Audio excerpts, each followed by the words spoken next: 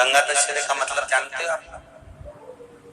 केवल गंगा जी का नाम ले लेने से, एक लोटा जल शंकर भगवान को आज समर्पित कर देने से, या गंगा जल का एक जरा सा छींटा शरीर पर पड़ जाने से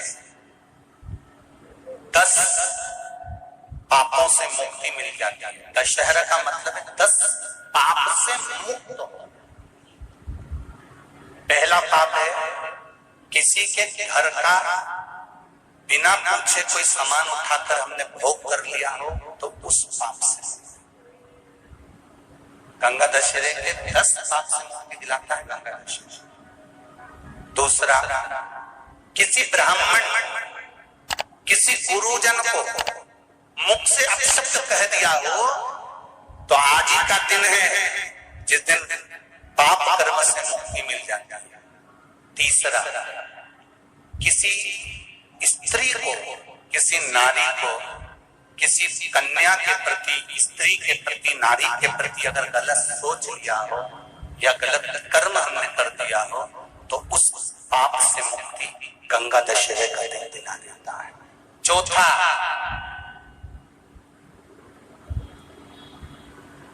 रजो धर्म धारण करने वाली नारी, रजस्वला स्त्री के हाथ का बना हुआ अगर हमने भोजन ग्रहण कर लिया है, तो आज गंगा दशहरे का दिन ही ऐसा रहता है जिस दिन उस पाप से हमें मुक्ति मिलती है।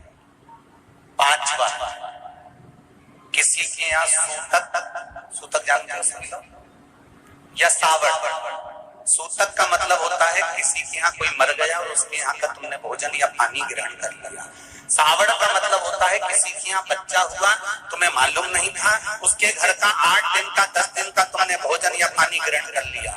सूतक या सावड़ का भोजन या अन्न पानी ग्रहण कर ले, तो 5वें नंबर का गंगा दशहरे का वर्णन करता है कि 5वां पाप, इस पाप से भी लोगों को मुक्ति मिल जाती है। 6ठे नंबर का वर्णन आया, किसी मंदिर की जगह पर या धर्म की जगह पर अपने अपना कब्जा कर लिया हो, या धर्म की जगह को अपना बना लिया हो, तो उस पाप से मुक्त होने का एक साधन 6ठे नंबर का। 7वें नंबर का,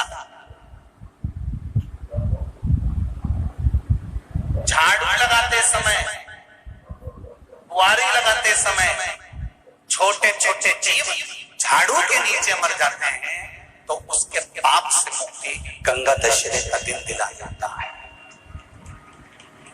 8वें नंबर का,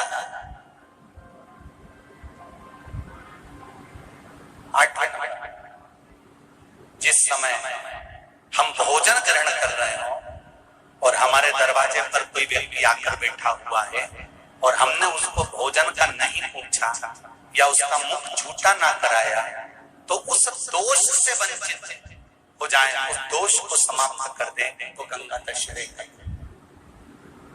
9वें नंबर का, बेटी की शादी करी और बेटी की शादी करने पर बहुत सारा कन्यादान आया। उस कन्यादान में साड़ियां ज्यादा आ गई, सामान ज्यादा आ गया, मिक्सर 2 सेट आ गए, डिनर के 2 सेट आ गए, और मायके वालों ने 1 सेट अपने घर में रख लिया और उस मिक्सर में खूब सामान पीस के खाया, खूब निपटाया। बेटी के कन्यादान का सामान घर में रखकर उसका भोग करने पर जो पाप लगता है, 9वें नंबर का कहता है गंगा दशहरे का दिन उस पाप को धो देता।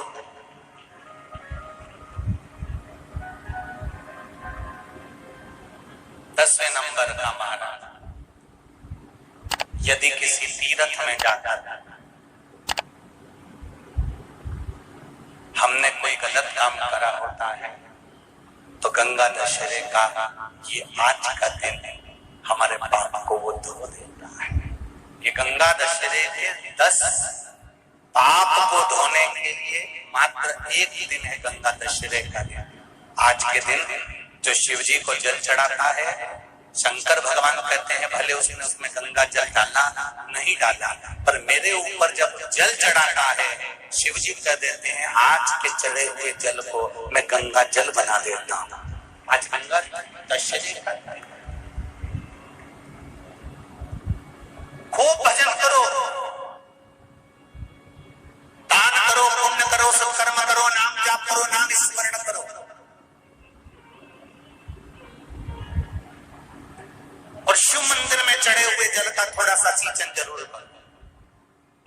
कुछ तिथियां होती हैं, जिन तिथियों में अगर आप रोज गंगा का जल शंकर को नहीं चढ़ा सकते तो शिव महापुराण कथा कहती है, स्कंद पुराण कहती है, विष्णु पुराण कहती है, गर्ग संहिता कहती है, गीता पुरुष गोरखपुर का कल्याण का गंगा अंक कहता है कि कुछ तिथियां भारत की भूमि पर ऐसी वर्णित है जिन तिथियों में भी गंगा का जल हम शिव को अगर एक बूंद भी समर्पित कर रहे हैं, गंगा का जल मात्र एक आधी चम्मच भी, आचमन जितना भी अगर हम शिव को समर्पित कर रहे हैं तो उसका सुख आनंदित है। जैसे पंचमी तिथि, नवमी तिथि, दशमी तिथि, एकादशी, प्रदोष, पूर्णिमा, अमावस्या, ये तिथियां हमारे यहां जो दी गई हैं, इन तिथियों में अगर हम गंगा का मात्र थोड़ा सा जल भी अगर जल के पात्र में डालकर गंगा जी का जल थोड़ा सा भी शिव के पास लेकर जा रहे हैं तो ये एक भाव अपने भीतर होना चाहिए कि आप केवल गंगा का जल साधारण शिव मंदिर में समर्पित नहीं कर रहे हो, आप गंगा का जल भले अपने घर से लेकर जा रहे हो और थोड़ा सा भी जल ले जाकर अगर शिव को समर्पित कर रहे हो तो तुम्हारे भीतर ये भाव होना चाहिए कि मैं गंगोत्री से जल भरकर सीधे रामेश्वर में ले जाकर गंगा के जल को समर्पित कर रही हूं। श्रावण के महीने में या अन्य महीने में आप शिव को समर्पित कर रहे हैं, ये आपके भीतर एक भाव उत्पन्न होना। एक बार गंगा में अगर डुबकी लगा ली है हृदय से, मन से, एक बार अगर गंगा में डुबकी लगा ली है मन से, हृदय से, चित्त से, तो कहते हैं जब तक व्यक्ति के प्राण छूटते हैं तब तक वो गंगा का जल उसके शरीर से लगा ही रहता है, वो अंतिम बिंदु तक लगा रहता है। मरने के बाद घर के लोग लोटा में भर के ले जाएं, खास खास अस्थियों को, कोई पूरी तो अस्थि ले ही नहीं जा सकती, इतनी सारी कौन ले जाए, तो अम्मा के दांत, उंगली, एक आध खोपड़िया, ऐसी 4, 6, 8 अस्थियां ढूंढ के झोली में भर के फिर लेके जाए गंगा। उससे अच्छा है पूरी अस्थि ले जाओ, पूरी ये शरीर संपूर्ण जीते जी गंगा का स्नान हो जाए। बहुत ध्यान देना आप लोग, किसी भी नदी में स्नान करने जाओ, तीज त्योहार पर, अमावस्या, पूर्णिमा आदि जो भी उत्सव मनाने के लिए आप किसी नदी के घाट पर जाते हो, किसी तालाब के घाट पर जाते हो, किसी कुंड के, किसी सरोवर के घाट पर जाते हो, और यदि आप स्नान कर रहे हो किसी पवित्र नदी में तो वहां की बालू रेत उठाकर शंकर भगवान के शिवलिंग बनाकर जो पूजन करता है, मात्र 5 बार उसी नदी का जल शंकर को समर्पित कर कर, भले दिया नहीं है, अगरबत्ती नहीं है, जल चढ़ाकर जो शिवलिंग को विसर्जन कर देता है, उसके पूर्वजों को पिंड की भी जरूरत नहीं पड़ती, वो तर जाता। उसके पूर्वजों को पिंड भाग की भी जरूरत नहीं पड़ती, उसकी तृप्ति स्वतः ही हो जाती है। हमारी यमुना, सरयू, क्षिप्रा, मंदाकिनी, नर्मदा, जितनी पवित्र नदी होती है, इन नदियों में आप लोग एक बहुत बड़ी गलती करते हो कि दोने में दिया लेते हो और दोने में दिया लेकर उसको रखकर और आप नदी में दिया जलाकर बहा देते हो। शिव महापुराण की कथा इसकी महत्वता नहीं कहती।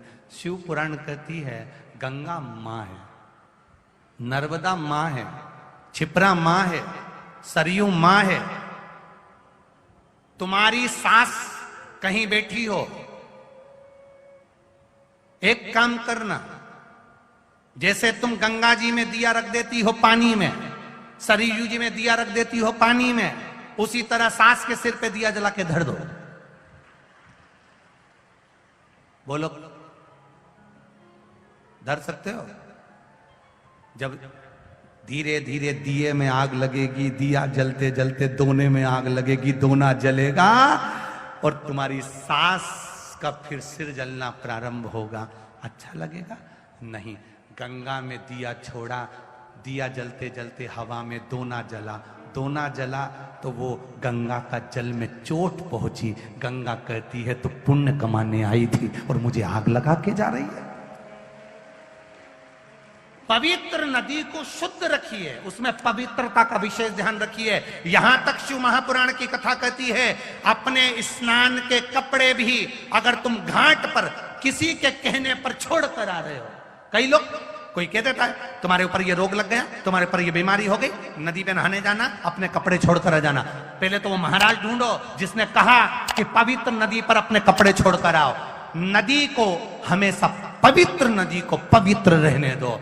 मेरे राम जी जब चित्रकूट होते हुए चले गए, मेरे राम जी जब अयोध्या से लंका तक गए, बीच में इतनी पवित्र नदी पड़ी थी, मेरे राम जी ने एक जगह पर ये अपने वस्त्र को नहीं छोड़ा, न वस्त्र को पानी में निचोड़ा। मेरे राम जी ने स्नान करा, स्नान कर कर पानी ले जाकर दूर अपने वस्त्र को निचोड़ा, कहीं ये मेरे वस्त्र का पानी पवित्र नदी में ना चले जाए। वो मेरे राम थे जो मार्ग बताते जा रहे थे। और आज के जमाने में लोग एक जनी ने दिया जला के छोड़ा, बड़ी खुश हुई, वो भेरिया वो भेरिया वो भेरिया वो भेरिया वो भेरिया इतनी दूर तक चले गया। अब गंगा जी ने भी कह दिया अब की तो आ गई, अगली बार आ, अगली बार आ। इतनी प्लानिंग करिए, हरिद्वार जाऊंगी, हरिद्वार जाऊंगी, हरिद्वार जाऊंगी, हर बार प्लान बनाती थी, बद्रीनाथ जाऊंगी, केदारनाथ जाऊंगी, हर बार प्लान बनाती थी, अब की बार जाऊंगी, अब की बार जाऊंगी। भगवान घर में ऐसी बांधा ला के रख देता कि तुम्हें हरिद्वार तक बुलाता ही नहीं। अब सोचती मैं बस एक ही बार होके आई, फिर तो मेरा जाना ही नहीं हुआ। कभी तुमने गंगा जी से पूछा कि बार बार जाना क्यों नहीं हो रहा? गंगा जी खुद नहीं बुला रही, आग लगा के चली जाएगी। गंगा जी खुद नहीं बुला।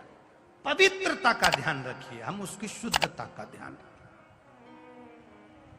हमने गंगा, यमुना, सरयू, सरस्वती, क्षिप्रा आदि को कैसे कैसे पवित्र रखना।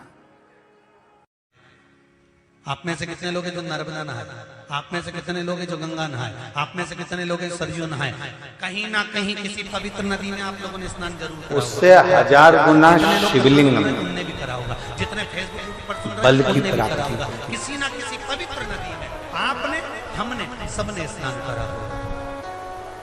अब स्नान तो हम प्रदोष के दिन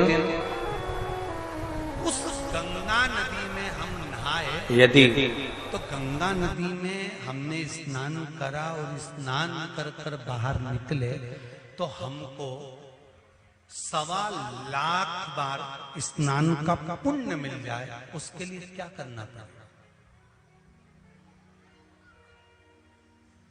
होता है शाम का जो समय होता है प्रदोष काल, क्या करोगे? 4 प्रदोष 5 प्रदोष आप कर देखिएगा कि आपका कोई काम है, कोई नौकरी के लिए आप अप्लाई कर रहे हैं, कोई समस्या बड़ी विकट आ गई है, कोई तकलीफ, बड़ा गला पकड़ रहा है बेटा, कोई तकलीफ विकट आ गई है, कोई समस्या विकट आ गई है, प्रदोष के प्रदोष काल अगर एक शमी पत्र भी आप निर्माण करा है घर के शिवलिंग को, गंगा, सरयू, नर्मदा, अब ये करने के लिए आपको मंदिर पे शिवलिंग नहीं जाना, अपने घर में जो शिवलिंग, चाहे वो स्फटिक का हो, पारद का हो, कंकर शंकर का हो, लकड़ी का हो, जो शिवलिंग तुम्हारे घर में, कांच का हो, चाहे वो नर्मदा के कंकर का हो, नर्मदेश्वर हो, पाषाण का हो, जो शिवलिंग चांदी का हो, सोने का हो, तांबे का हो, पीतल का हो, जो शिवलिंग तुम्हारे, इसको लक्षेश्वर महादेव कहते हैं।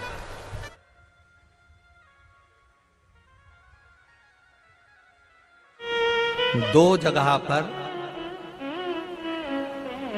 धान, धान जानते हो, चावल, जौ, चावल, धान माना गया। ध्यान दीजिए, एक किसी नदी के तट पर, पवित्र नदी जो भी हो, गंगा, यमुना, सरयू, सरस्वती, इस नदी के घाट पर थोड़ा सा भी चावल का 8 दाना भी, 10 दाना भी, 15 मिनट पर वो शमी पत्र को उठाकर एक कागज में, कटोरी में उसको रख दे, तो कहते हैं वो 4 या 5 प्रदोष के उस शमी पत्र को अपने पास में रखिए और जिस कार्य के लिए जा रहे हो उसको जेब में एक ऊपर के भाग में उसको रखकर लेकर जाइए, आपका वो कार्य सफल होकर ही रहेगा, वो रुक नहीं। इससे मतलब है किसी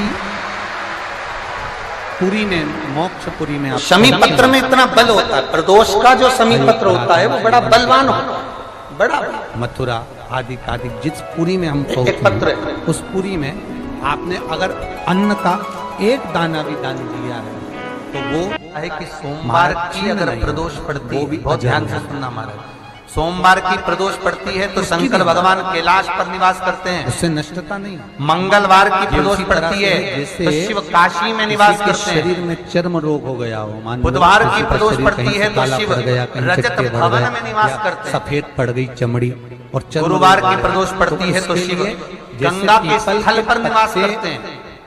पर शहद शुक्रवार की लगाकर अगर प्रदोष